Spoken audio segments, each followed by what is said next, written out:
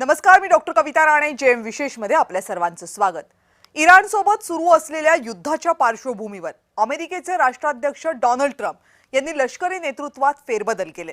एकीकडे मध्य पूर्वेत अमेरिकेने मोठ्या प्रमाणावर सैन्य तैनात केले, तर दुसरीकडे अमेरिकेचे लष्कर प्रमुख जनरल रँडी जॉर्ज यांना तातडीने पद सोडण्याचे आणि सक्तीने निवृत्त होण्याचे आदेश देण्यात आले. संरक्षण मंत्री पीट हेग्सेथ यांनी हे निर्देश जारी केलेत. अमेरिकेच्या या अचानक हालचालींमुळे जागतिक स्तरावर खळबळ आहे. जनरल रँडी जॉर्ज यांनी अद्याप अधिकृतपणे राजीनामा दिलेला नाहीये, पण संरक्षण मंत्र्यांच्या आदेशानंतर ते लवकरच आपल्या निवृत्तीची घोषणा करण्याची शक्यता आहे. अमेरिकेने इराण विरोधात संभाव्य जमिनीवरील लष्करी कारवाईची तयारी सुरू केलेली असतानाच हा निर्णय घेण्यात आलाय.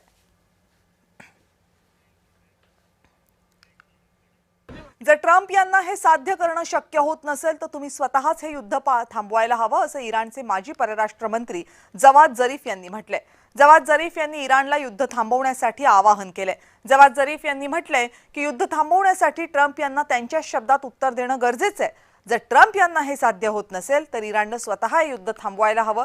इराणनं स्वतःचा विजय स्वतःच घोषित करावा, असं माजी परराष्ट्र मंत्री जवाद झरीफ यांनी म्हटलंय. काय नेमकं म्हटलंय त्यांनी बघूया. जर डोनाल्ड ट्रम्प यांना युद्ध थांबवणं शक्य होत नसेल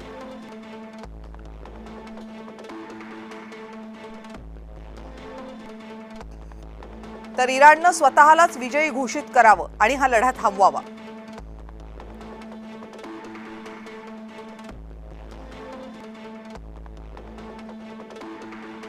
इराणनं एकतर्फी युद्धविरामाची घोषणा करावी.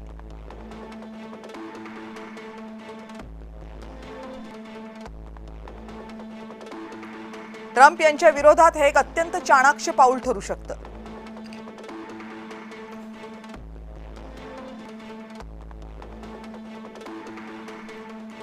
हॉर्मुझची सामुद्रधुनी पुन्हा खुली करण्याचा प्रस्ताव मांडावा.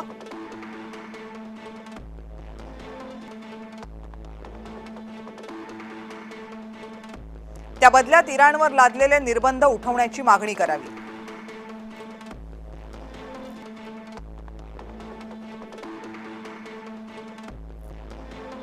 इराणनं अमेरिकेसोबत एक परस्पर करार करावा.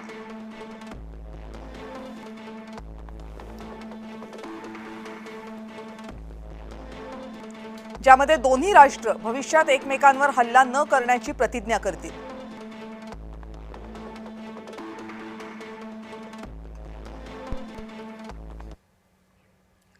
आणि आखाती युद्धाचा विदेशी पर्यटनावर सुद्धा परिणाम झाल्याचं आता पाहायला मिळते.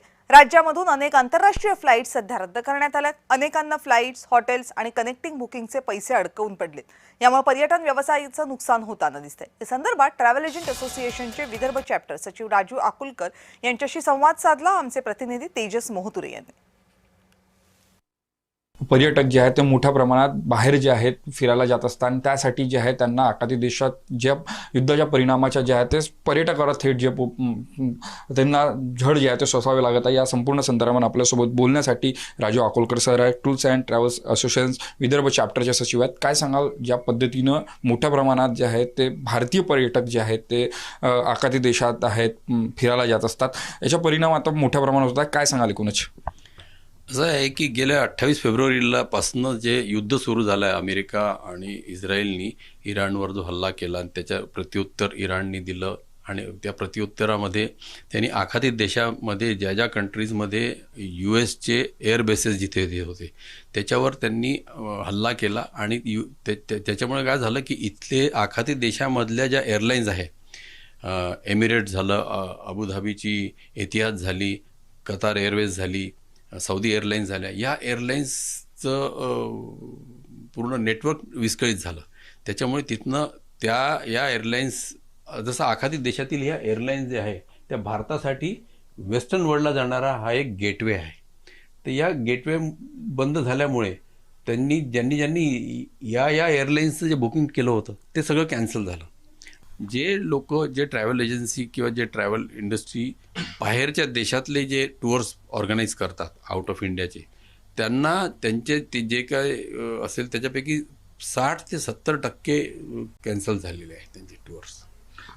सगळ्यांचं आपापल्या वेगवेगळ्या स्तरावर प्रत्येक ट्रॅव्हल एजन्सीच्या स्तरावर वेगवेगळ्या लोकांच्या वेगवेगळ्या बुकिंग्ज असतील त्यांचं आकलन करणं खूप कठीण आहे.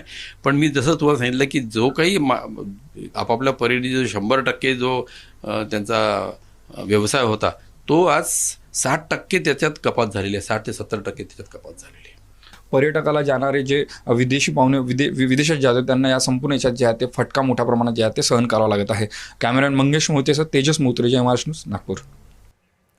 आणि भंडाऱ्यामध्ये सध्या HP गॅस गोडाऊनमध्ये सिलेंडरसाठी नागरिकांची गर्दी आहे. सकाळपासून ही गर्दी दिसतेय. अनेक नागरिक तासनतास रांगेत उभे राहत आहेत पण त्यांना सिलेंडर मिळत नाहीये. त्यामुळे संतापही आहे. काही ठिकाणी सिलेंडरची ब्लॅक मार्केटमध्ये विक्री होती अशा तक्रारी आहेत. ऑनलाईन बुकिंग सेवा काही दिवसांपासून बंद आहे. नागरिकांना त्यामुळे प्रत्यक्ष रांगेत उभं राहावं लागतंय. आंतरराष्ट्रीय स्तरावर सुरू असलेल्या इराण, इस्रायल, अमेरिका तणावाचा परिणाम इंधन पुरवठ्यावर होतोय.